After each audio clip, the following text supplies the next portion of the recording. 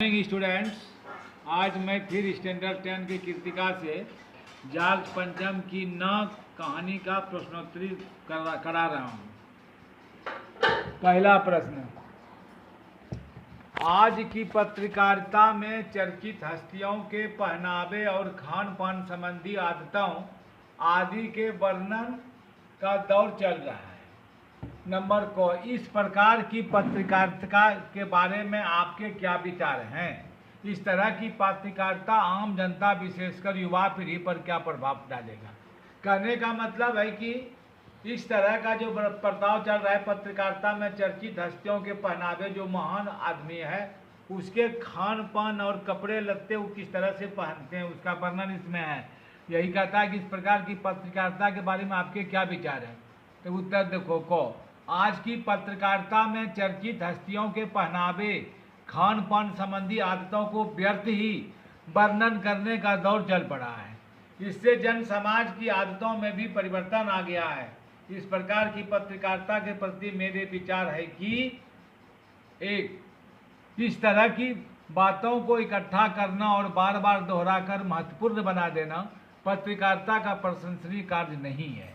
दूसरा, पत्रकारिता में ऐसे व्यक्तियों के चरित्र को भी महत्व दे दिया जाता है जो अपनी चरित्र पर तो कभी खड़े उतरते नहीं है, पर चर्चा में बने रहने के कारण और सहज कार्य करते हैं और पत्रों में छा जाते हैं। खो, चर्चित व्यक्तियों की पुनः पुनः की व्यर्थ चर्चाएं युवा पीढ़ी पर बुरा प्रभाव डालती है। इन चर्चित व्यक्तियों की नकल करने का प्रयास उन्हीं की संस्कृति में जीने की बढ़ती हुई इच्छाएं युवा पीढ़ी के मन में बलवती रूप धारण कर लेती है, जिससे उनके ऊपर दुष्प्रभाव पड़े बिना नहीं रहते हैं। वे अपने सामाजिक व्यवहार और लक्ष्य को भूल व्यर्थ की सजावट में समय और धन खर्च करने लगते हैं युवाओं पर। दूसरा प्रश्न, जॉर्ज पंचम की लाट की नाक को पुनः लगाने के लिए मूर्तिकार ने क्या क्या प्रयत्न किया? नंबर, जॉर्ज पंचम की लाट की नाक को पुनः लगाने के जो सराहनीय प्रयास किए वे सब निश्चित ही हैरान करने वाले थे। वे इस प्रकार है। पहला, मूर्तिकार ने फाइलें ढूंढवाई जिससे इस पत्थर के स्थान का पता चल सके। दूसरा, फाइल के न मिलने पर मूर्तिकार उस तरह का पत्थर ढूंढने के लिए हिंदुस्तान के हर पहाड़ पर गया। तीसरा, उसके लिए वह देश के सभी प्रमुख नेताओं की मूर्तियां ढूंढने तथा नाक नापने के लिए हर प्रांत और कोने में गया। चौथा, उसने बिहार सेक्रेटेरिएट के सामने सन 42 में शहीद हुए बच्चों की मूर्तियों की नाक नापी, परंतु सभी बड़ी निकली। इस प्रकार हम देख रहे हैं कि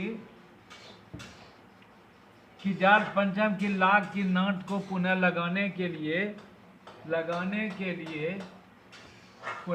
मूर्तिकार ने बहुत तरह के प्रयास किए। जॉर्ज पंचम की लाट की नाक को पुनः लगाने के जो सराहनीय प्रयास किए वे सब निश्चित ही हैरान करने वाले थे। पहला था कि मूर्तिकार ने फाइलें ढूंढवाई जिससे इस पत्थर के स्थान का पता चल सके। उस पत्थर को, जिस पत्थर से लॉट बना था, वो ढूंढवाया फाइल कि उस पत्थर का पता चल सके। दूसरा, फाइल के न मिलने पर मूर्तिकार उस तरह का पत्थर ढूंढने के लिए, वो फाइल नहीं मिला, वो फाइल दिया खा गया था, इसलिए वो फाइल नहीं मिला, इसलिए हिंदुस्तान के हर पहाड़ पर गया। फाइल के न मिलने पर मूर्तिकार उस तरह का पत्थर ढूंढने के लिए हिंदुस्तान के हर पहाड़ पर। तीसरा, उसके लिए वह देश के सभी प्रमुख नेताओं की मूर्तियां ढूंढने तथा नाक नापने के लिए हर प्रांत और कोने में गया। कलम करना तो गया। उसने बिहार सेक्रेटेरिएट के सामने सन 42 के शहीद हुए बच्चों की मूर्तियों की नाक नापी, परंतु सभी बड़ी निकली।